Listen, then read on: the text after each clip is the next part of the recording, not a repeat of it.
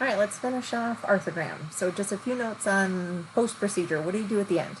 I let my patient lay there for a minute. I just say, I want you to lay there and relax.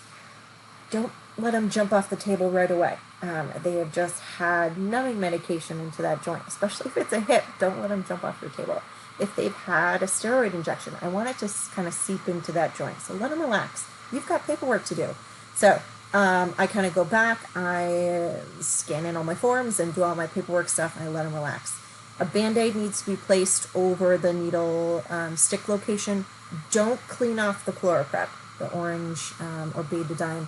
That's there to prevent infections, so don't clean it off. Get them up slowly. When you get them up, the hip joint may be more numb than you both realize. So remember, the fluoro table does not go down. So if you've got some steps, I want you to be aware of your patient. Let them sort of test the waters with it a little bit. They could have mild pain or tenderness. Tightness in the joint is normal. They just either injected something in there or pulled something out.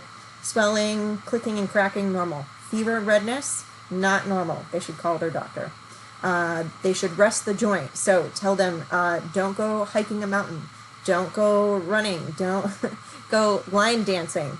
Anything like that. And then, so if there's discharge instructions, you're going to want to make sure those are filled out for them as well, and that they have contact information. That could differ per department or per radiologist preference, but they should know what to look out for. Documentation is an important part of our job as technologists.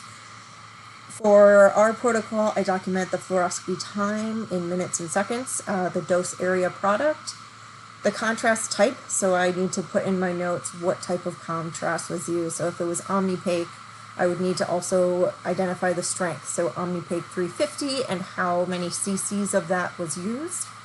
In my notes, whoever performed the exam, so radiologist, resident, PA, NP, whoever is doing it, and then any information that you think is pertinent, if there was any reaction to the contrast, any complications, did you send samples to the lab, did the patient make you aware of some things that you think might be important, you would type those in there.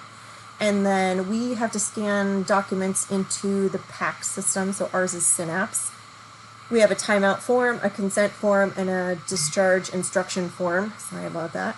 And all of those I need to make sure are signed, dated, time, or patient sticker is on there, my patient financial information, or name, medical record number, things like that.